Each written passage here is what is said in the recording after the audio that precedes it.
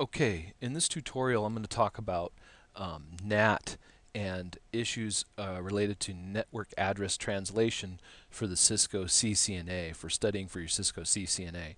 And so what we're going to learn to do, and I'm going to show you how to do this, is to set up a network in Packet Tracer, and then you can set up NAT, and we're going to set up a static NAT translation, one-to-one translation from the router to the server here, right? So that this address is translated to this public address, so static NAT translation. Then over here on this network, over here we'll set up a NAT overload so that all of the clients on this network are translated to this one IP address over here.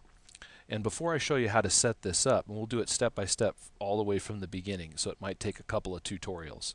But before we do that, let's talk a little bit about how NAT functions. So I'm going to switch over here to this diagram. And in this diagram, we've got three networks. We have a network over here, network in the middle, and a network over here. Now these three networks are separated by two routers. So there's the router, this is a router here, and this is a router here. And you notice that this is the 202.0.5.0 network. This is a publicly available network address. And this is also another public address space, 180.4.0.0, and this is another publicly available IP address space. So what I mean by publicly available is that these are not private addresses. Private addresses would be 10.0.0.0, 172.16.0.0, and 192.168.0.0. But these are publicly available IP addresses, right? So in this scenario, you've got this computer over here, which ends up being 40.2.0.100, let's say. So he's host 100, right?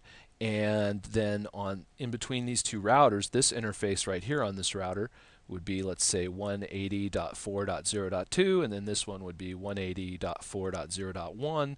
And so in this situation, the problem with this situation is that you're routing between three networks, but everybody on these networks needs a public IP address, right?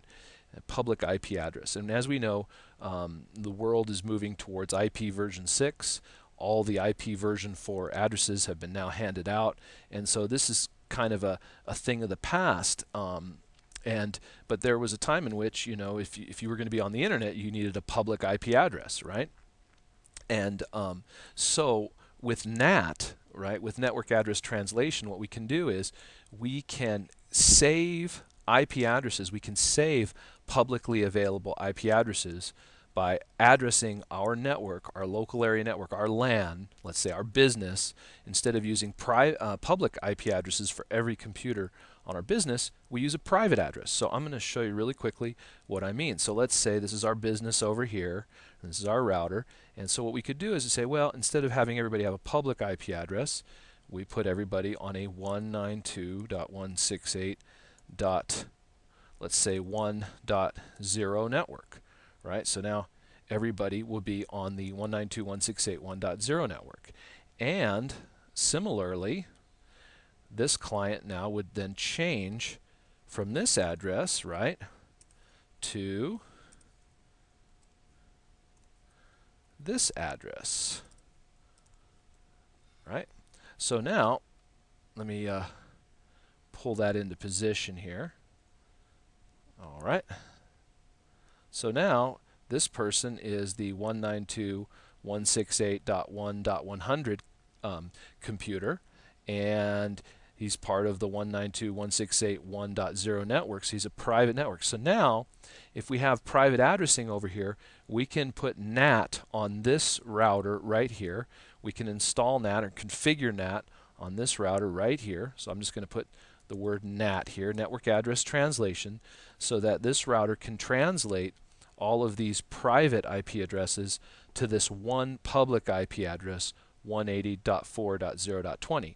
And what that does is it basically, well, one thing, it hides all of these clients, all of these hosts behind the router, and it translates these private addresses to this one public address.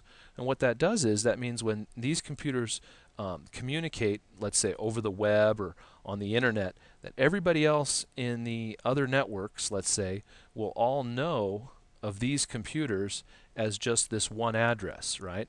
So you'll be web servers will be sending web pages to this one address right here, but really it's going to these multiple clients, right? And so everybody here gets translated to, let's say, this one address. And that's an example of network address translation. Now this is more typical. This is the type of scenario you'd see like in a home network. So on a home network, what you'd see is we've got our, let's say, our Linksys wireless router or our Belkin router or whatever we have, our wireless device, Netgear. You know, there's all kinds, D-Link, right? So let's say this is our wireless router, or maybe we got it from our ISP, from Quest or from whoever, right? And there's our modem, and this is the cloud, this is the internet, right? And so this is our private network. So we've got two computers hooked up to our router, and we've got a laptop at home. And so this is our private network, right? So this would be 192.168.0.100.101.102. This is called the inside local addresses right here, the inside local area. This is also the private area, right? And then this address on the WAN port of our wireless router would be the inside global address. So inside local is our private addresses, inside global is our public address. And then across the internet, whoever we're trying to communicate with, if we're trying to get a web page, we're going to be trying to get a web page from the outside global public IP address of someone on the other side of the internet. And then we will never know what their outside local address might be. So there's outside global and outside local, but we're not going to know what the outside local is because it's probably hidden behind NAT, right? So it's probably NATed, just like we would be NATed to this one address right here. So inside local, inside global, to the outside global, to the outside local. So why is NAT important, and why do we have to learn about NAT? Well, NAT 1 adds a layer of security by hiding our LAN, or our local area network computer addresses from the world by translating everything to one public IP address. So it acts as a way of hiding the computers behind the router firewall. But also NAT played a part in this, helping to conserve IP version 4 addresses, public addresses, right? It helped to conserve public addresses because we had private addressing, which was brought about, which we could use private addresses on our local area networks in conjunction with network address translation, or translations here, network at NAT. And these two things, private addressing, these private address ranges, and NAT, helped to conserve IP version 4 addresses and allowed it to continue this long. So NAT is useful in a bunch of different ways. And so now we're going to configure NAT. We're going to set this network up in Packet Tracer and set it up step by step.